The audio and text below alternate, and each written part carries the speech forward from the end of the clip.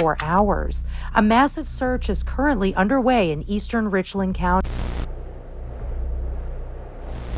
He never returned home. His car was located at the south entrance parking lot, and law enforcement says all hiking equipment was...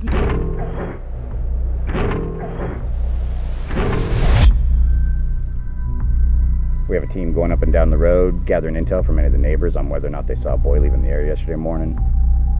And we notified his school, so faculty and parents of any attending students have been made aware of the current situation.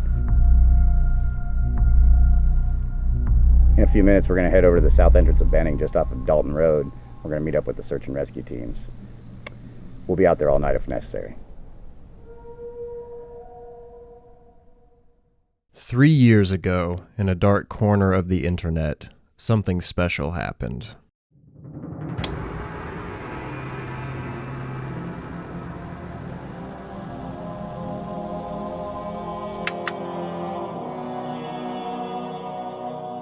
On March 12th, 2022, a video was uploaded to a channel with the quiet, almost forgettable name of Richland.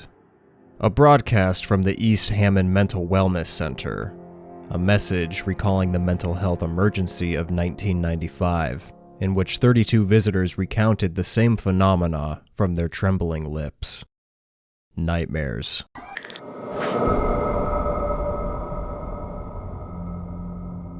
Vivid, trauma-inducing nightmares. Intense fear that didn't feel like it came from within, but from somewhere else. Something was making itself known.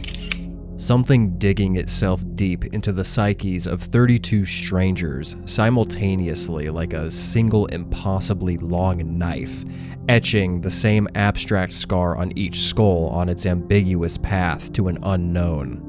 Something powerful. Something tangled. Tonight, I want to do something a little different. Rather than diving into a dense, multi-layered analog horror narrative, I want to highlight a series that has taken me, and a few others, completely off guard. A series that isn't exactly new, but still remains in its earliest stages. At this time, the series is simply known as Richland, and is the collaborative effort of two creators, Zanoliver, or Zonoliver, I'm not quite sure how to pronounce it, and Dylan M. Names that, as far as I can tell, exist almost entirely in the shadows. There's no major online footprint from these guys that I could find. What we do know comes straight from the video descriptions. Zan seems to act as the director and editor of the videos, while Dylan handles the illustrations and 3D VFX work. And honestly, that's all we really need to know, as their work pretty much speaks for itself.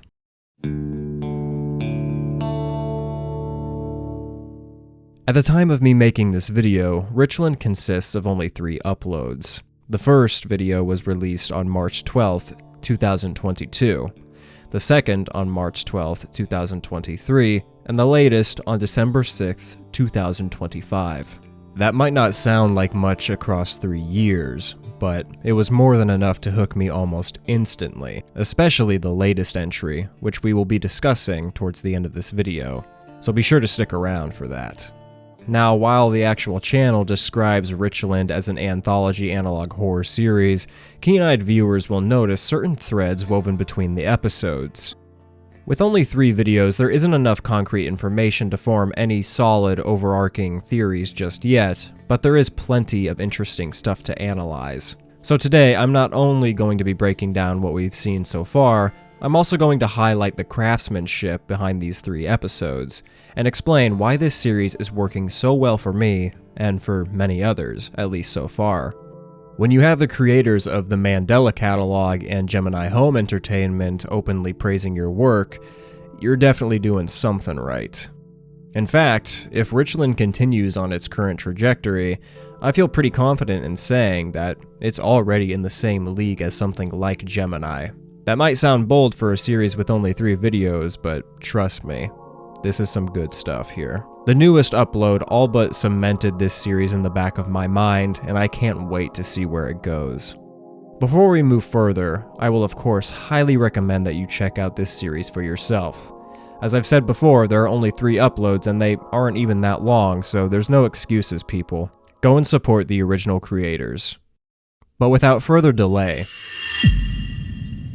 let's dive through the horrors of Richland and see what makes it the most promising analog horror series that's happening right now.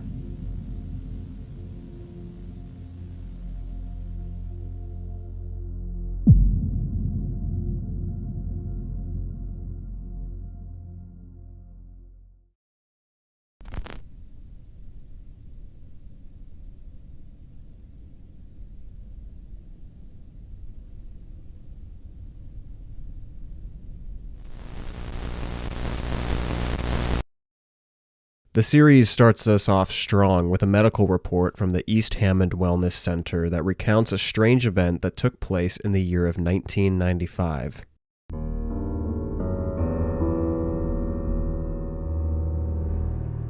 As explained by the video, over the course of 3 weeks, the Wellness Center received a record total of 32 visitors. While overwhelmed, the staff pushed through the shift, and many of the visitors were able to resolve their situation, not needing to return for a second time. The establishment, confused by the amount of patients, decided to do extensive research into the cause of each patient's visit. Through this research, they turned up conclusive results. Each patient was suffering from the same mental trauma, one that hadn't been present in the months prior, meaning all of these cases emerged within a relatively short window of time. The cause of this mental trauma? Increasingly vivid nightmares. I think it should be highlighted that this video is almost completely silent. The only sound we hear throughout is the quiet static of the TV that the tape is being played through. Sound design is probably the most important technical aspect of creating good horror, and the silence in this video is terrifying.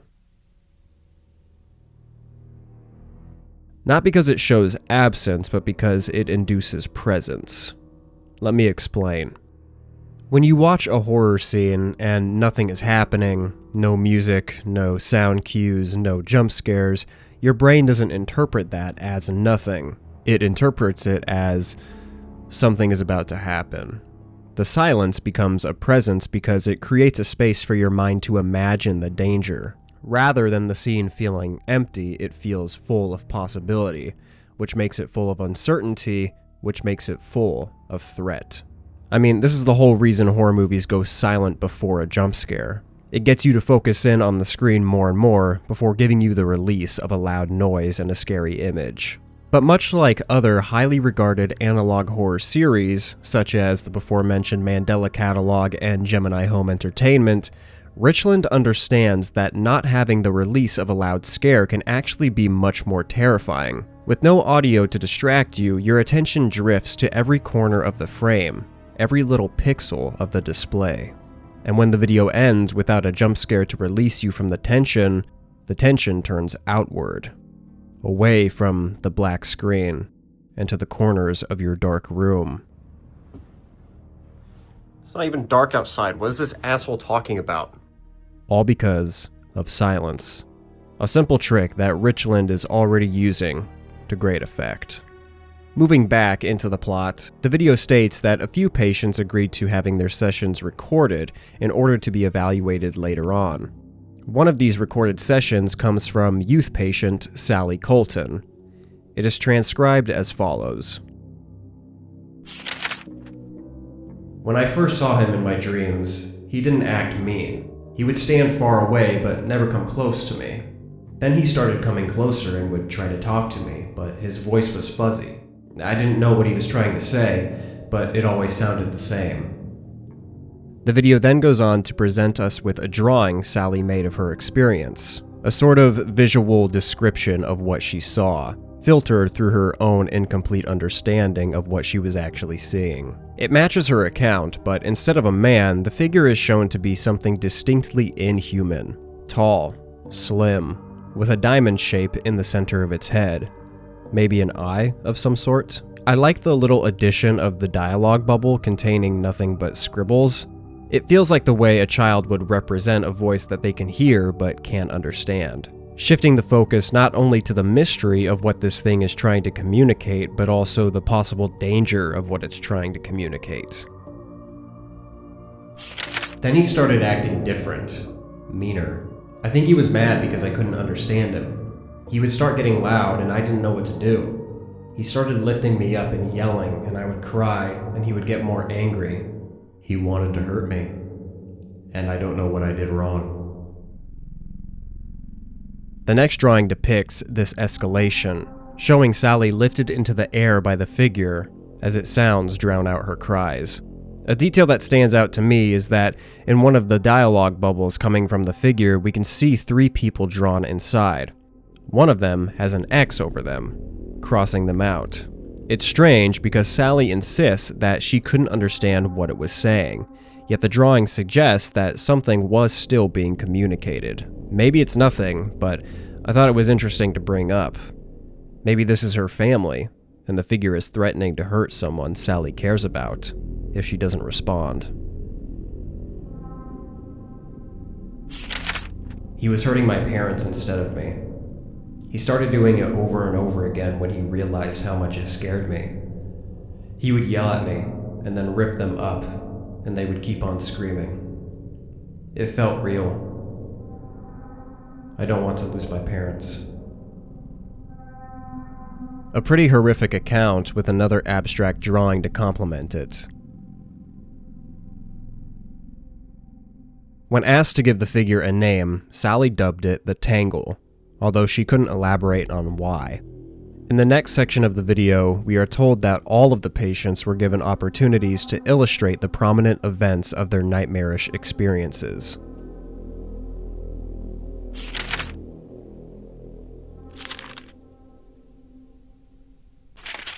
It's all the same figure that Sally saw in her nightmares.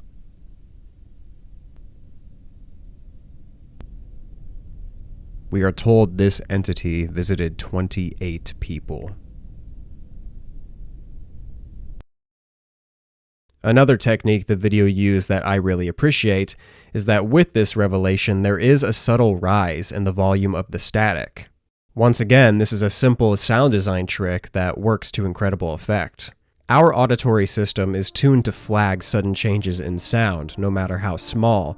It's a survival response that evolved to alert us when something in our environment shifts. And when the video uses almost no music or complex sound layering, your brain becomes hyper-tuned to the tiny hum that's already there.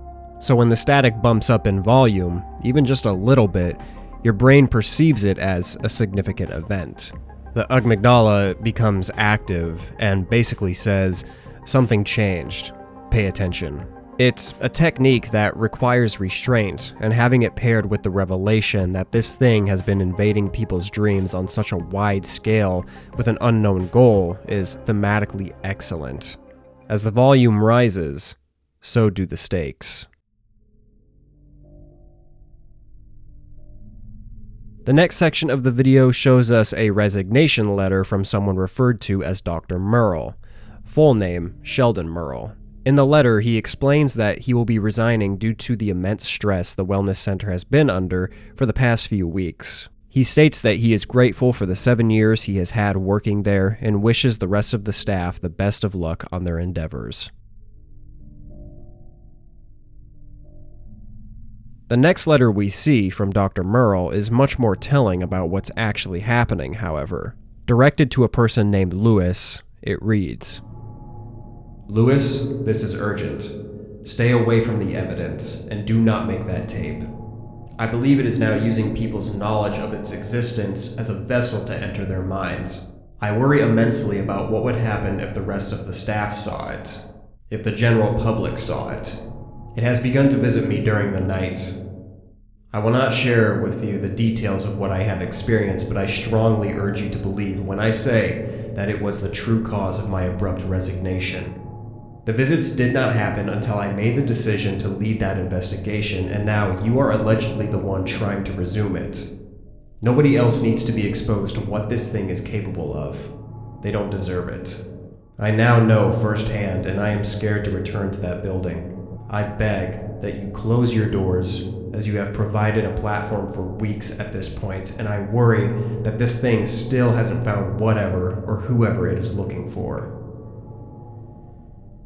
Dr. Merrill states that the cause of his resignation was actually the Tangle visiting him, and this only started to happen when he took lead on the investigation of the 32 patient visits. It seems that even just having knowledge of the Tangle allows it to enter a person's mind. Dr. Merrill is writing to Lewis as a warning, knowing that Lewis is about to take lead on the investigation, and Merrill doesn't want this thing to be able to spread any farther than it already has. He urges Lewis to abandon the investigation and never make a tape.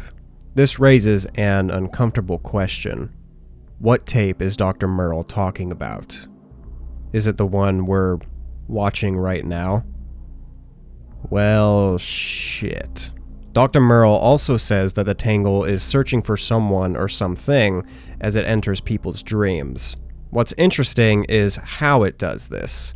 The Tangle attempts to communicate, but as we saw with Sally, it can't be understood by humans, and when it fails to communicate, it tries to provoke a response through fear, in turn creating the traumatic nightmares Sally and all the other patients witnessed.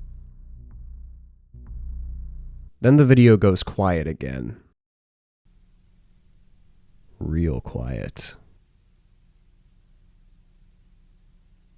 I see it while awake. It's toying with me.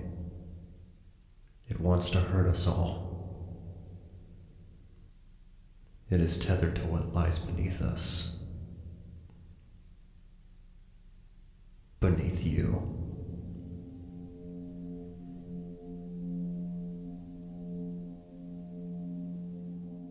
The video displays one final drawing from Dr. Merrill. A nightmarish sketch of faces smashed together like cells forming one solid shape. April 8th, 1994. First documented appearance.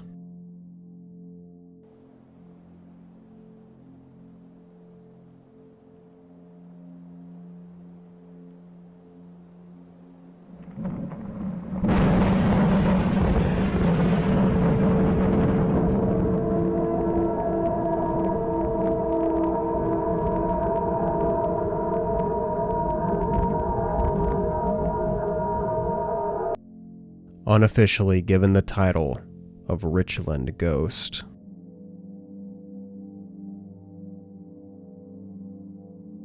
In the ending of the video, we witness a red bolt of lightning shoot down from the sky and into the wilderness below on a cloudy night, showing us the possible origins of the Tangle. This first video was excellent, to be honest. It just has it all. An interesting mystery, subtle horror sound design, and killer presentation, honestly. While there isn't a ton happening visually, the visuals themselves are professional, confident, and authentic, with a nice VHS bite. From a story standpoint, this video also does an excellent job of giving us just enough information to get us invested, while not giving any concrete answers. We know that there is an entity, dubbed the Tangle, that is invading people's minds and is looking for someone or something for a reason that remains unclear. Toward the end, the video says that it's tethered to what lies beneath us, implying that maybe it isn't acting alone. This idea becomes especially interesting when we analyze the final image of the video. A red bolt of lightning shooting out from the sky into the ground. If this moment represents the origin of the phenomenon, it opens the door to another possibility, that what we're seeing isn't a single entity, but a system. Multiple manifestations invading dreams while a larger presence remains underground. This larger presence could be what the video refers to as the Richland Ghost. This would explain why so many people experience the same thing in such a short amount of time, and why the video refers to whatever we see at the end of the video by a different name. Another interpretation, however, is that the Tangle and the Richland Ghost are in fact the same entity. The sighting of the Richland Ghost happens a year before the mental health emergency, and there's also the fact that the Tangle isn't this thing's official name, it's just what Sally called it when she was recounting her nightmare. Fun thing is, we could go either way at this point, since this series is just starting out. One more detail I'll point out before moving on appears outside of the video entirely. On the channel's community tab, you can find a screenshot from a news report that details an unspecified disaster that took place in Benning Community Park on April 8, 1994, the same date we see the first documented appearance of the Richland ghost. It's a subtle way of expanding the story beyond the main uploads, using peripheral material to quietly add context rather than completely spelling everything out for us. So now that we have effectively moved our way through the first video, I say we continue to the second, which honestly I don't have a whole lot to say about, at least when compared to this first one.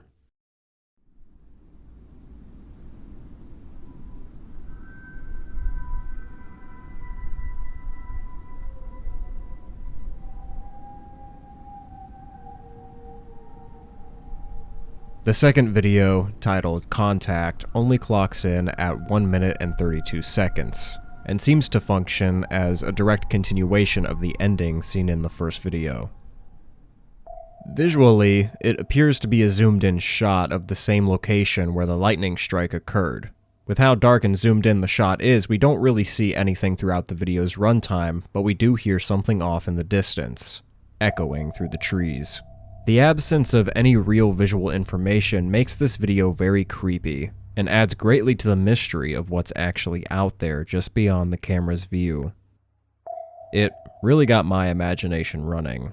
That's pretty much all the video is. As I said before, this video contextually feels like an immediate response to the previous video's final image. It's as if whoever captured this footage rushed outside after the strike, hit record on their camera, and just continued for 1 minute and 32 seconds before fear and uncertainty set in. That could explain both the video's short runtime and its restraint.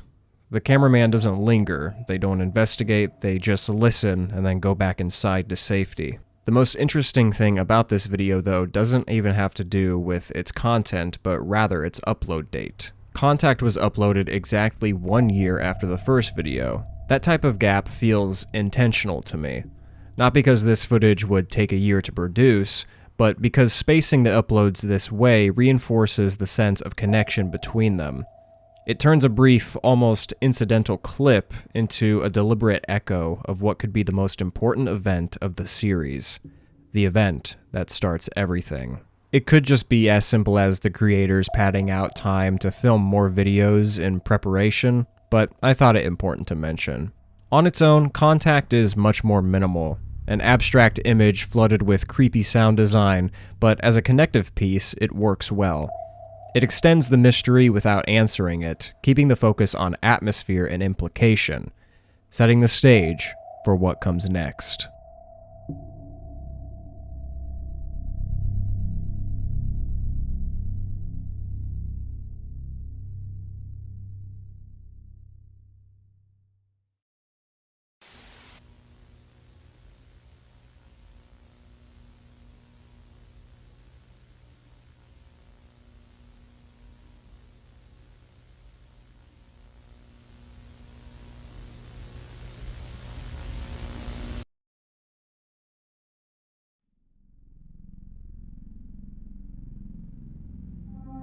The third and final video, Lost/Found 1997, opens with a news report detailing the disappearance of 17-year-old Eli Russell. When asked about his whereabouts, his parents explained that he went hiking in Benning Park. This is an extremely important detail.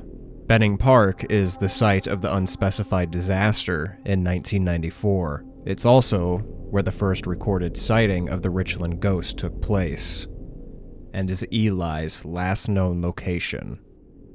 By the time this report airs, Eli has already been missing for over 24 hours.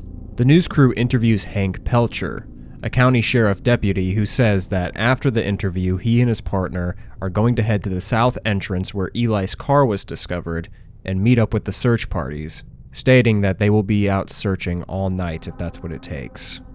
Right now, this is our top priority. At the moment, we have men and dogs over at Benning working with search and rescue teams. We have a team going up and down the road, gathering intel from many of the neighbors on whether or not they saw a boy leaving the area yesterday morning. And we notified his school, so faculty and parents of any attending students have been made aware of the current situation. In a few minutes, we're going to head over to the south entrance of Benning, just off of Dalton Road. We're going to meet up with the search and rescue teams. We'll be out there all night if necessary. The broadcast ends by telling us that if we have any information to call the number at the bottom of the screen, which is conveniently censored. Then the footage cuts to video evidence taken from the Richland County Sheriff's Department, following Hank and his partner as they enter the forest in search of Eli. Hank remarks that they shouldn't have talked to those news reporters, as it's now later in the day and will be dark soon.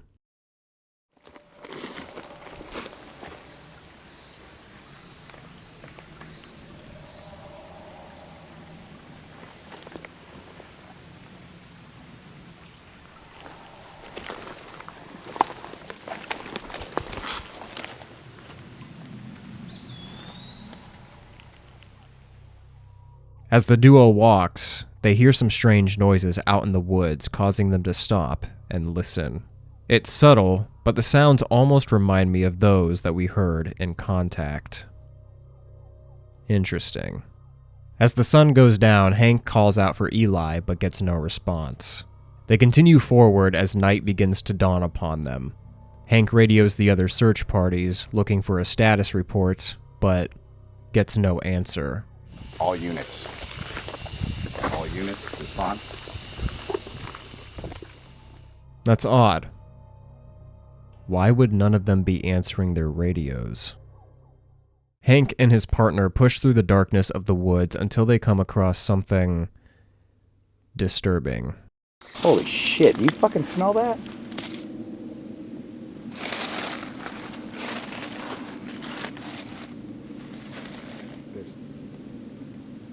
Oh god. What the? This isn't hunters. I've never even heard of a hunter doing this before. Holy shit. How fucking high up do they go? A grotesque scene. Animal carcasses, scattered across the forest floor, many impaled on trees stretching high into the dark sky above, like beacons of death. Hank tries to radio the other search parties again, and from the darkness, he and his partner hear something.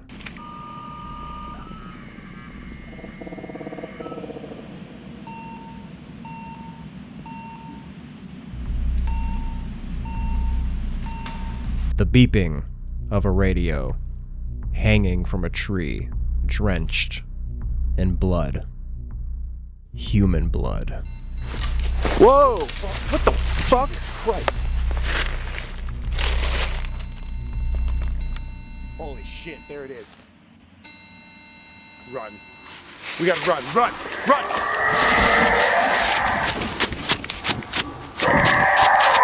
I don't know. Get, did you get that thing on camera? Get. No, it wasn't a bear. I don't fucking know what it was. Look, you don't understand. It followed us all the way back to the car. It followed us to the car. Are you at the station or not? Are you at the station?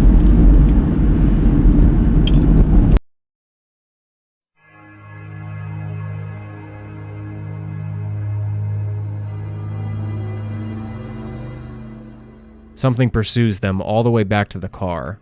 Thankfully, they both make it out alive, and as they drive away, stunned by what they just witnessed, the video ends.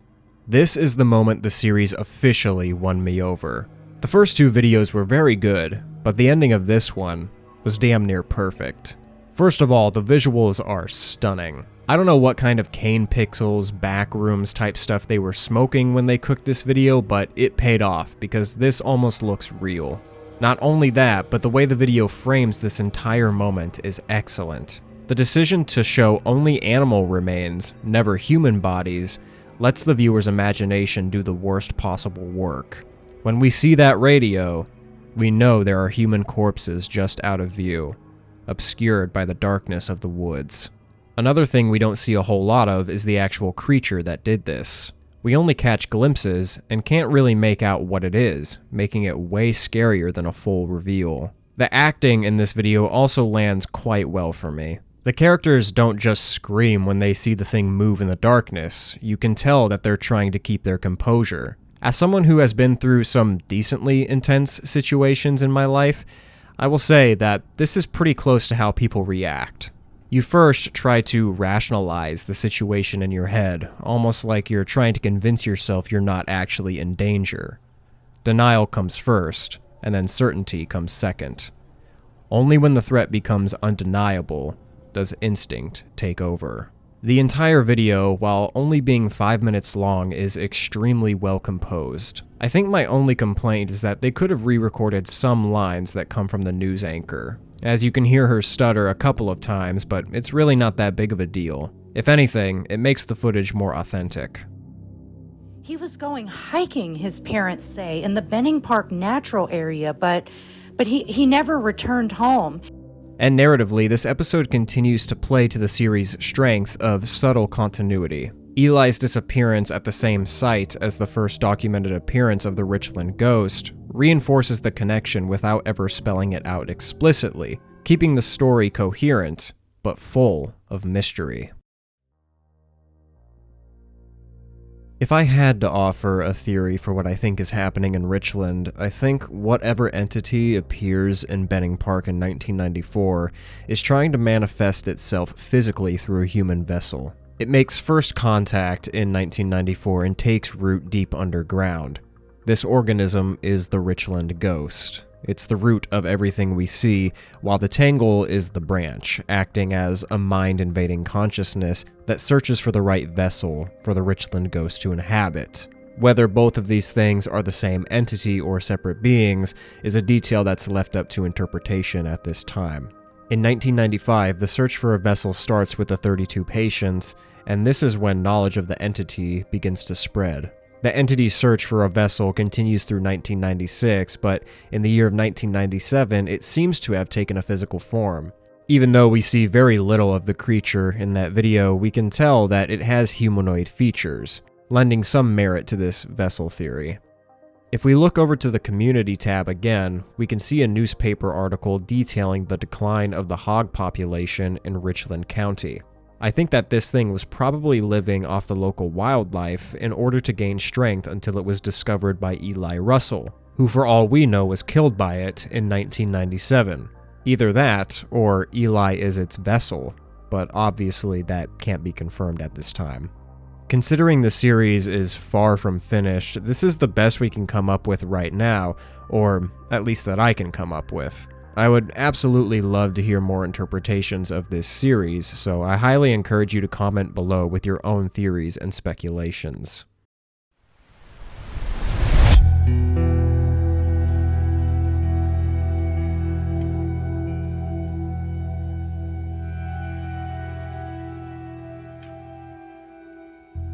What I can say with confidence, though, is that this series gets me really excited.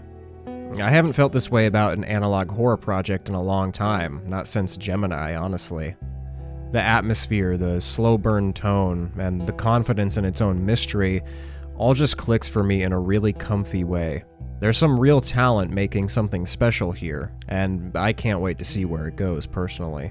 The only thing keeping this series back is its pace.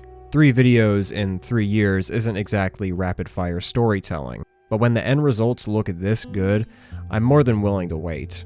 I'd rather see a creator take their time crafting something meaningful than rush out content that loses its edge. If Richland continues on the same level of care we've seen so far, we're watching the beginning of something that will truly stand out in the analog horror space.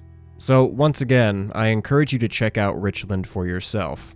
Support the original creators, leave a comment, drop a like, share this project with someone who'd love this kind of horror. Smaller creators really thrive on that momentum. I'm speaking as one, and this series deserves more eyes on it. And as always, thank you all for watching. Let me know your theories in the comments, let me know if you want me to cover future Richland uploads, and tell me what other analog horror series or horror-adjacent subjects you think I should talk about next. If you want to support me directly, consider becoming a member, like Josh Bowden 485, Vlad Nomtasev, and MamaBird003. Or feel free to pick up some merchandise from the link in the description below. I'm sure you'll enjoy it. Until then, guys, keep your doors locked, keep your lights on, and stay safe in this crazy world. I'll catch you in the next one. Bye-bye.